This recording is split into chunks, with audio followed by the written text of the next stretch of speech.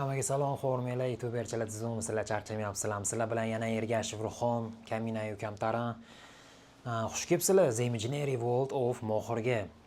Uyqu haqida ozgina gaplashamiz. Bugun nasib qilsa, Xudo xolasa 125-kunni ham sekin uddalayapman. 120 kundan ortuq kechqurungi soat 9 atroflarida uxlab, ertalabki soat atroflarida turish davom etyapti. To'g'ri, boshdan aytganman, soat 9 gacha nima bo'lishidan qat'iy nazar bir xil muammoli bo'lib qolishidan qat'iy nazar uxlashim kerak. Ertalabki 4da nima bo'lishidan qat'iy nazar 4da turishim kerak deb aytganman so'zma-so'zda. Lekin menda hali ham bizilgan deb o'ylamayapman. Prosta tak qanaqadir baribir hayotiy ishlarimiz o'ziga yarasha bo'lar ekan. Men bilasizlar, bir hafta emas, bir oy emas, yil oxirigacha men hali ham davom etaman. Qaytish yo'q. Prosta shunaqa momentlar bo'lib qoldi. Tezlikda magazinga bordim. Magazinga borgandan keyin narsalar oldim, kerakli narsalar kerak bo'lib qoldi. Ya'ni ularni izlab ketma-ketlikda kassaga borib, shundoq to'lov qilayotganimda o'sha soat rovna 9 edi. Masalan, bir kunda bir kunda shunaqa bo'lib qoldi masalan. Kechqurun rovna 9 da men to'lov qilyapman, keyin uyga sekingina yugurdim. Где-то 9:10 atrofida mana shunaqa uxladim. Mana shunaqa bir xillarida ertalabki soat 4da tursam ham ko'zim ketib qolish jarayonlari bo'ldi. Ozgina sal masalan 20 minut, 25 minutga ko'zlarim ketib qolish jarayonlari bo'ldi. Lekin mana shunaqa aniq ritmida tushmayotgan bo'lsa ham, men glavnisi hali bizganim yo'q katta darajada. Qaysidir o'sha hayotiy kichkina o'ziga yarasha muammolar sababli, nimadir bo'layotgani sababli o'ziga yarasha ozgina minutlarida farqlanyapti, yaxshigina minutlarida yaxshigina farq sezilyapti. Hali ham katta asosiy o'yindan chiqqanim yo'q. Asosiy o'yin hali ham davom etyapti. Challenge yil oxirigacha. Уже 125 kun, bu qo'rqinchli fakt. 125 kun. Yebat, 125 kun tasavvur qilasizlarmi? Уже organizm boshqacha ratsionalga o'tyapti. Men unaqa organizmni his qilmaganman hayotimda. Ko'pirtirib tashamay. Sizlarga nima boshqacha effekt beradigan deb gapirib tashamay, lekin realniy organizm boshqa level, boshqa darajaga, boshqa daraja va boshqa levelda o'zini his qilyapti. Men unaqa his qilmaganman, chunki atigi 7 soat uyqu davomida men kun bo'yi yashayapman, tushunasizlar? Obedda ham уже uxlashni o'ylamayapman. O'zi nima yaxshi ekan, masalan, vaqtida uxlab olgandan keyin kechqurungacha o'zi organizmda o'sha uyqu charchab borish anaqasi boshlanar ekanda, ertalabdan o'sha uxlagunimizgacha. U qanchalik chuqur bo'lsa charchashimizni, shunchalik chuqur uyquga ketar ekanmiz. Men sizlarga yana ozgina uyqu bo'yicha o'zimga eslatma nazarida o'qib bermoqchiman ba'zi bir qiziq ma'lumotlarni. Masalan, menda 120 kundan oshdi-da, o'sha menga miyamga kerak o'zi ma'lumot.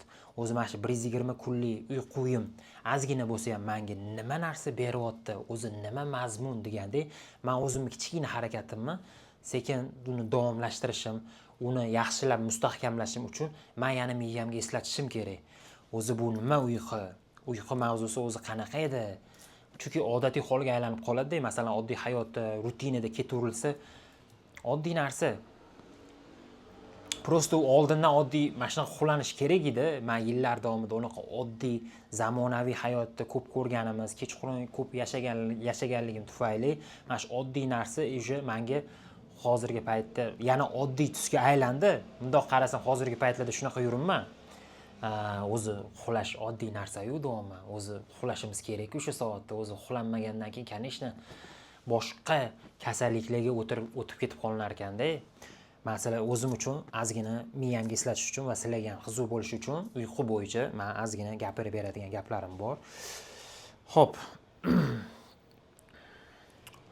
Uyqu bu shunchaki tanani dam olishi emas. Bu ong va borliqning eng sirli va chuqur holatidir.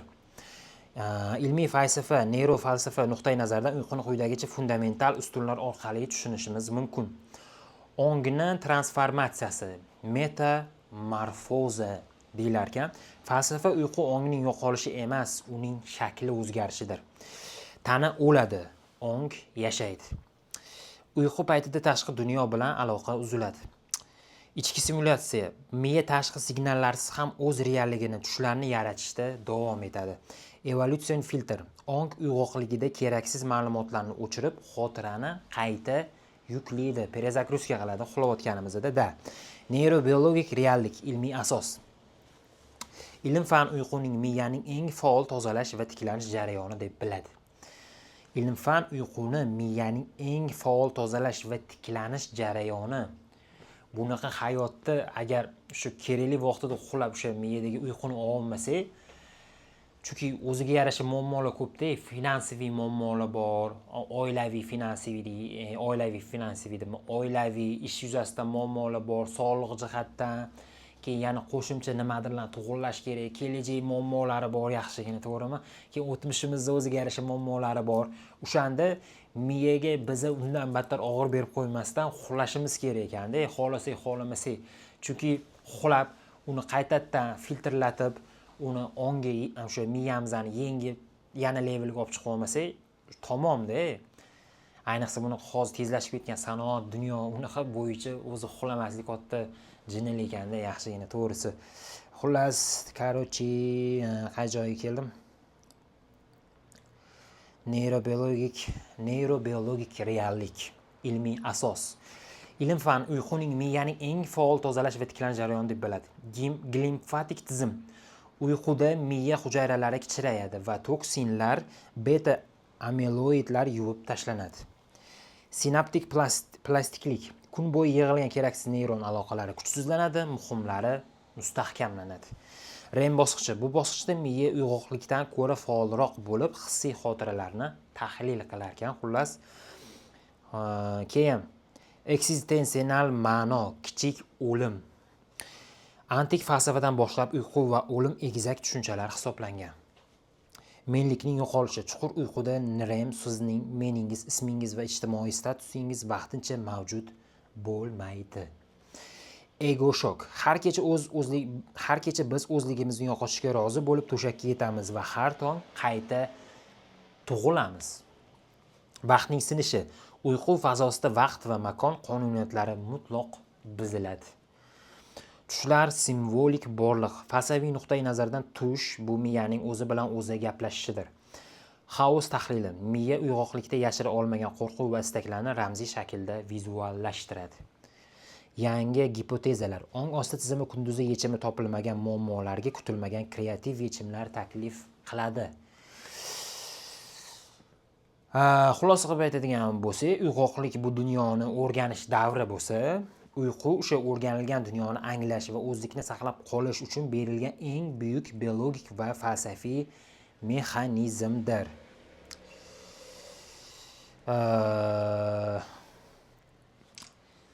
Ko'rganinglardek ozgina ma'lumot o'qib berdim.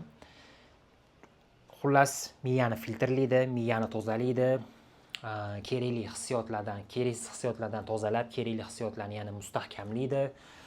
Xullas, yangi kunga yana yangi tirilishimizga yordam beradi.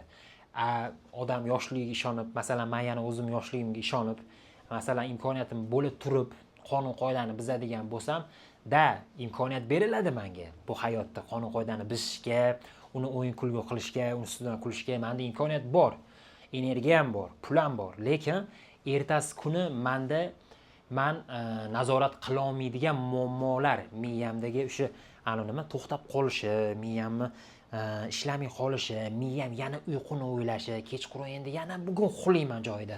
Bugun onasini emsin, boraman, uxlab boraman. Bo'ldi. Miya tamom bo'ldi deb yuriladi. Ammo 120 kundan ortiq menda uyqu mavzusi o'ylanmadi. Uyqu bugun uxlayman, bugun o'zgartiraman, bugun kechqurun borib uxlayman, mazza qilib dam olaman. Men bu kun 12 soat uxlayman, bu dam olish, bu kun 11 soat uxlayman. Yo'q. Faqat 120 kundan ortiq 125 kun davomida men to'lka bir xil 9 dan 4 gacha 7 soat. Nima kun bo'lishidan qat'iy nazar, nima kayfiyat bo'lishidan qat'iy nazar, to'g'ri o'rtalarda aytayapman, qaysidir hayotiy nimadir muammolar sababli, qanaqadir paytlarda ozgina minutlari o'zgardi yaxshigina, lekin asosiy qonun qoida o'zgarmadi. Bu boshida bunaqa rejim boru, bunaqa rejim bilan uzoqga boramanmi deb ham o'ylarkanda odam boshlarida. Chunki energiya o'zi yetadimi? 9 dan 4gacha odam to'kilib qoladi-yu, unaqa 4da turib, u yoq bu yoq debdi. Keyin borgan sari tushunib bordimki, nabrot oldingiga qaraganda ko'p yashayapman-da. Ko'p yashayapman bundoq qarasa. 17 soat yashayapman. O'zimni his qilyapman-da. Masalan, puli bor odam bo'lsangiz ham kerak sizga aynan mana shu vaqtida uxlab olish. Chunki siz 17 soat pulingizni ishlatishingiz kerak, kontrol qilishingiz kerak. O'ziga yarasha investitsiya qilishingiz kerak, o'ziga yarasha siz nazorat qilishingiz kerak yoki tashqariga jamiyatga chiqqaningizda siz o'zingiz kimdirlar bilan gaplashamizda adekvatniy bo'lishimiz kerak. Qo'ldan kelgancha o'zimizning muammolarimizdan ichimizga yutishimiz kerak. Kimdir bilan muloqotga kirishayotganda yoki nimadir ish yuzasidan gaplashayotganimizda biza kontrolni qo'ldan kelgancha fokusimizni jamla olish uchun joyida uxlashimiz kerak. To'g'ri, qanaqadir paytlar odam o'rganib qoladi, joyida uxlamasa ham fokus jamlashi, keyin kerakli vaqtda energiyani chiqazib berishi, kerakli paytda kerakli joyda nimadir qilib berishi, organizm o'rganib oladi, joyida uxlamasa ham, to'g'ri. Lekin borgan sari agar bu narsa pulingiz ko'p bo'lsa ham, nabrot pulni ishlatish, kerakli joyda o'zingizni kerakli vaqtda bo'lib olishingiz qiyinlashib boradi. Puli yo'q insonga bo'ladigan bo'lsak, pul kerak, iqtisodiyot bilan kurashadigan, iqtisodiyotda pastda har kuni nechadir soatlab ishlaydigan odam bo'ladigan bo'lsangiz, siz обязательно uxlashingiz kerak menga o'xshab. Chunki boshqa chora yo'q. Agar biza o'zimiz sindirib qo'ysak, bizani tashqarida sanoat 2x tezligida sindirib qo'yadi. O'z shundoq ham tashqarida sinamiz bizdagi insonlar, puli kam insonlar, sanoatda oddiy ishlaydigan insonlar, masalan, qayerdadir xo'jayini bo'lmasa, qayerdadir ishlaymiz, nimadir qilamiz da. O'shanda o'zi tashqarida sindirishadi yaxshigina. Odam qiyin, egosi sinadi, ichki energiya sinadi. Xullas, yaxshigina kurash maydoniga chiqiladi. Atak biza tashqariga chiqishdan oldin ichkarida mana o'zimizni muhitimizda o'zimiz sindirib qo'yadigan bo'lsak, uxlamasdan o'zimizning ichimizdan dardimizni ko'paytirib qiladigan bo'lsak, tashqarida yashashimiz qiyinlashib ketib qoladi. Energiya yetmaydi, vazifani bajarish kerak, buyruqni bajarish kerak. Har bitta kichkina buyruq juda katta ahamiyatga ega bo'lib ketib qoladi. Keyin nima bo'ladi? Siz o'zingiz hayotingizni unutib qo'yasiz. Masalan, siz o'zingiz hayotingizni unutib qo'yasizda, meni hayotimni nimadirni hal qilib, tahlil qilishga o'tib ketib qolasiz. Chunki sizda miya o'chadi.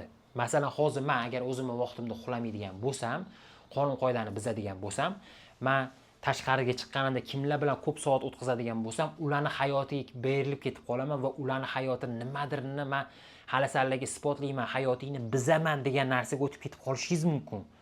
Men agar hozir uxlamasam, vaqtida o'zimni ozgina nazorat qila olmaydigan bo'lsam, men tashqarida kimdir hayotiga tajovuz qilish, bildirmasdan o'zimni как будто yaxshi insondek ko'rsatib tajovuz qilish pozitsiyasiga o'tib qolishim mumkin. O'shanda ham o'zimni, ya'ni maqsadi oxirida u maqsadga o'zimni oqlab qo'yadigan anaqa narsa topib olishim mumkin. Tushunasizlarmi? Biza yaxshigina kontrol qilishimiz kerak. Bo'lmasa kontrol qilmasak, ming inson bo'lsa ham bizada ichki nafrat yonib, ichki nafrat uchun xizmat qilinadigan funksiyalar yonib, yoqilib ketib qoladi. Bu uyqu juda kerakli narsa. Shuning uchun qo'ldan kelgancha kontrol qilishga harakat qilyapman. Yaxshigina u yoq bu yoq qilishga harakat qilyapman. Yil oxirigacha bemalol borsa bo'ladi. Xudo nasib qilib tursa, Xudo kuch-quvvat berib turaversa. Chunki bu juda katta yo'lga qarab yurish kerak emas. Har kunga prosta qilish kerak. Tamom. Masalan, miya rostdan ham tozalar ekan-da. Hozir o'qib berdim, miya rostdan ham tozalayapti. Kechqurun uxlayapman. Uje bitta yotaman, ertalab yana to'g'ri bo'lib qoladi. Ertalabki rejimda yashash kerak, ertalabki vazifalarimni, kichkinalarni, u yoq bu yoqlarini qilishim kerak. Keyin yana ko'chaga chiqib ketiladi, nimadir ishlar qilinadi, keyin qaytib kelinadi, yana u yoq bu yoq qilinadi. 9 bo'ladi. Ani o'rtada boru katta движение ketyapti, katta yaxshigina energiya sarflayapman, lekin o'sha 7 soat uyqu, Xudoning fazli marhamati bilan o'sha 7 soat uyqu kurashishimga yaxshigina yordam beryapti. Ya'ni qanaqa kurashishga? Oldin ham kurashganman, soatlarni buzib tashlab. Masalan, hozir ham buzib tashlsam aqlim yetadi kurashishga. Chunki menda masalan yillar davomida bir xil ish qilib kelayotgan bo'lishim mumkin. Yillar davomida masalan o'rganib olgan formulalar bo'ladi-ya. Masalan, uyqu to'g'ri bu nerealniy, masalan, hayotni o'zgartirib yubormaydi. Prosta shu paytgacha nimalarni olib kelgan bo'lsangiz, Endi o'shalarga uyqu sal boshqacha ko'z bilan qarashga o'rgatadi-da. Teparoqdan qarashga o'rgatadi. Keyin uyqu kontrol qilasiz, miyangizni nazorat qilasiz qo'ldan kelgancha. Keyin o'zingiz yashayotgan olamingizni, muhitingizni sal teparoqdan qarashga sal imkoniyat berar ekan, sal oldinroqni ko'rishga imkoniyat berar ekan. Masalan, ko'proq tortishmaslikka harakat qilar ekansiz, chunki o'zingiz energiyangiz kerak, o'zingiz hurmat qilasiz ichingizda. Kimdirga nimadir isbotlayman, tortishayman, nimadir ko'rsatib qo'yaman deydigan bo'lsangiz boru, sizga ichkaridan yetib turiladi. Senga o'zingning energiyangni saqla, sen uzoqroqga borishing kerak, sen o'zing omon qolishing kerak. Kimdir nimadir bo'lyaptimi, uni ham to'g'ri uchun, u ham balki nazorat qila olmayotgandir hayotini deb qo'ldan kelgancha eslatyapman. Keyin sal egoni yoqishingiz kerak bo'lar ekan. Sen men ham qo'ldan kelgancha egoni yoqishga harakat qilyapman, ya'ni nima? Ya'ni nima? Uni balki boshqa videolarda aytarman. Qo'ldan kelgancha harakat qilyapman. Xullas, aytadigan bo'lsam, bizda yil oxirigacha bemalol borsa bo'ladi. Aytadigan bo'lsam, o'zi bu challenge, ajoyib challenge. Hayotim vabank, rostdan ham vabankligicha bo'lyapti.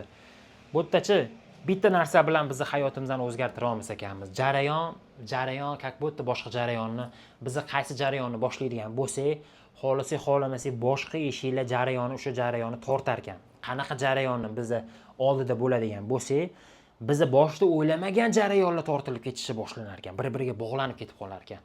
Menda shunaqa bog'lanib ketishni qanaqadir his qilaman. Masalan, uyqu o'zi emas, uyqu nimalarga Xudoga shukr boshqacha eshiklarni ochib yuborishga ham sabab bo'ldi. Masalan, ertalabki nonushta, obetimni yaxshi qilish, dorilar, vitaminli ichish, o'sha tuflab yubordim ham. Dorilar, vitaminli ichish, sog'lig'iga ozgina bo'lgan e'tibor, ko'proq yashash muhitini beryapti. Xudoning fazli marhamati bilan ketma-ket eshiklar ochilib ketib qoldi. Keyin mana masalan, pornodan, masturbatsiyadan ham tiyilaman degan o'sha unda 6 yillik challenge qo'yib qo'ydim, tushunasizlar?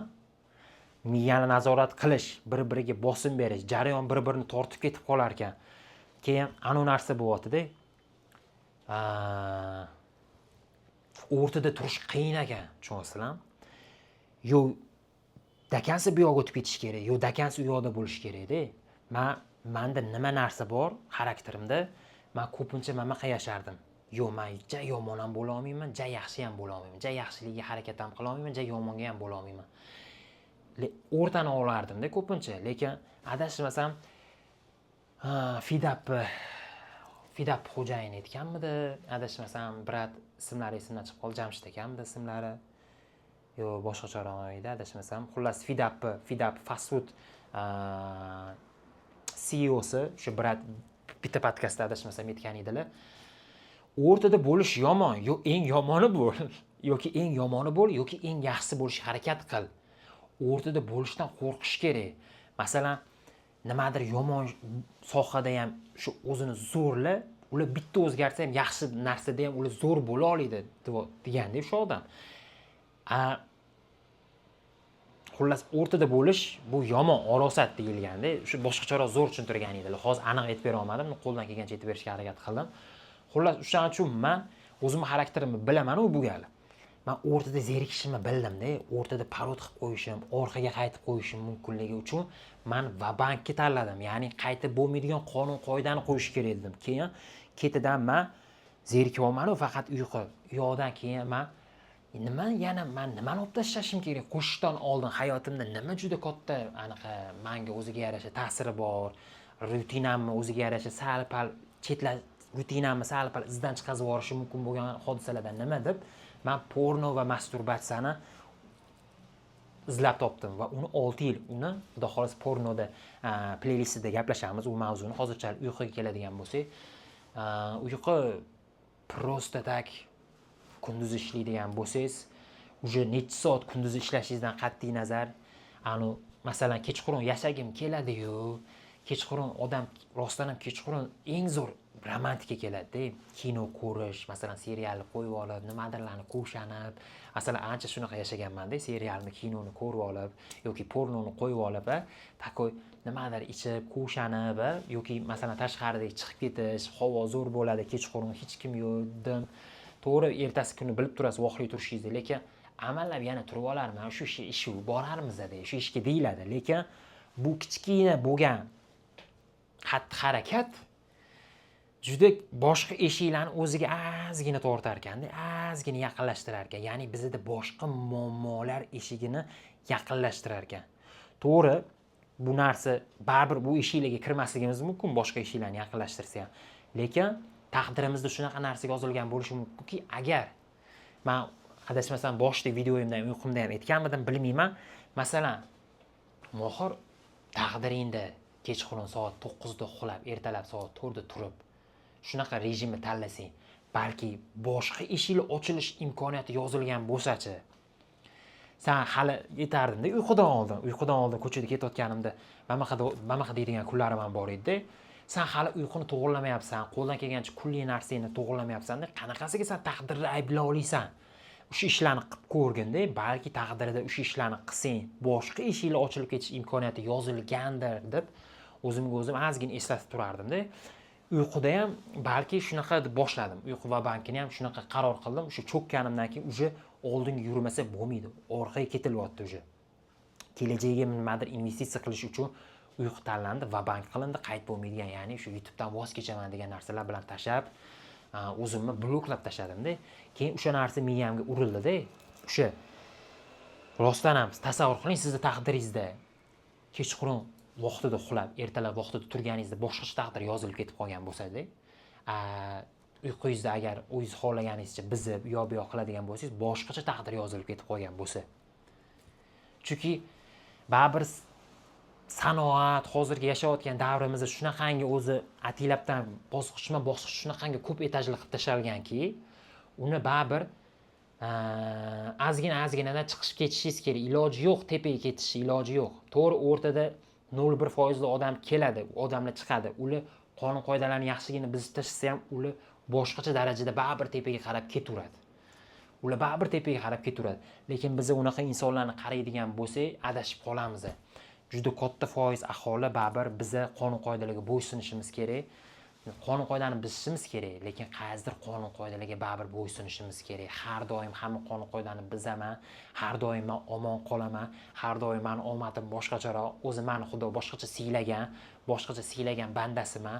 Meni o'zi qanaqadir yoshligimdan shunaqa nimadirim bor deb kelish bo'lmaydi-da. Masalan, menda ham bor, taqdirimda Xudo menda taqdirimda masalan o'zimga yarasha jeklarni qilib bergan joylari bor. Masalan, maktabda 11-sinfda imtihonim bo'lmasdan koronavirus tufayli imtihonlarsiz bemalol o'tib ketib qo'yganmiz. Oddiy karantinda kasbiy yozganman, yaxshilab ozgina kasbiy qilib tashlab turardim. O'shani o'zida oldindan o'qituvchilarga yomon muomalada bo'lmaganman, qo'ldan kelgancha yaxshi o'qiganman, lekin pashti ko'p fanlardan 4 bo'lsa ham oxirida hamma attestatim xulqim uchun, kasbiy qilib yurganim uchun 5 bo'lib ketib qolgan. O'sha 5 ga loyiq bo'lmasaman. Tushunasizlar? Keyin oxirida yana imtihonlarsiz biz o'tib ketib qolganmiz. U yillar davomida bo'lmagan narsa u. Oldingi akamda ham, opamda ham bo'lmagan narsa menda kelib turib shunaqa aynan dunyoviy koronavirus meni maktab bitiradigan hayotimga to'g'ri keldi. Unaqa koronavirusga o'xshagan muammo yana qaysidir yillarda bo'lib ketishi mumkin. Unga ham yana kimnidir omad kelib qoladi. U yana qanaqadir yana bitta-ikkita misollarim bor o'ziga yarasha. Finansiy jihatdan boshqacha menda bo'lib ketib qolgani taqdirim. O'ziga yarasha Xudo meni ham qaysidir ma'noda o'ylayman, boshini o'zidan o'zi qanaqadir foizda boshqacha etapdan olib ketib qoling, boshqacha etapga chiqib ketib qolganman o'ziga yarasha. Qanaqadir men o'zimni yashab tug'ilgan joyimni ritmida sekin-sekin chiqmaganman. Men boshqacha sal ketib qolgan joyim bor, shunaqa joylari ham bor. O'shanga u joylariga har doim men o'zi har doim shunaqa bo'ladi deb ishonib qolishim kerak emas-da. Har doim unaqa bo'lmaydi. Shuning uchun o'zimizni kalishimizdan baland sakramagan holatda qaysidir payt hayot juda osonlik berar ekan. Qaysidir payt o'ziga yarasha bag'ridan shunday itarib yuboradi hayot. Shuncha senga yengillik qildim. Mana menimi joyida endi mana shu anaqani mana shu ko'tinchi deydimi, mana shu holatga endi yasha olasan, ko'tinchi deydimi? Qanaqadir ishlarni qilding-ku, yengilchilik berganimda. O'ziga yarasha, menga yarashadi deb qilding-ku, endi mana shu qiyinchilikni ham qila olaysanmi deb hayot shunday bag'ridan itarib yuboradi sizni. Ko'tinchi desa endi o'yna deydi. Tushunyapsizmi? O'sha payt ham yana agar odam o'ziga o'zi berilib, "Yo, baribir omon qolaman, menda shunaqa funksiya bor, Xudo meni asrab qolaveradi" deb dakansi kerak emas joyiga vabank tikaveradigan bo'lsak, oxirida asrolmay qolinadigan bo'lsak, biz boshqa taqdir ko'chalariga kirib ketib qolamiz. O'shaning uchun O'zinglarni ehtiyot qilinglar, o'zinglarni asranglar.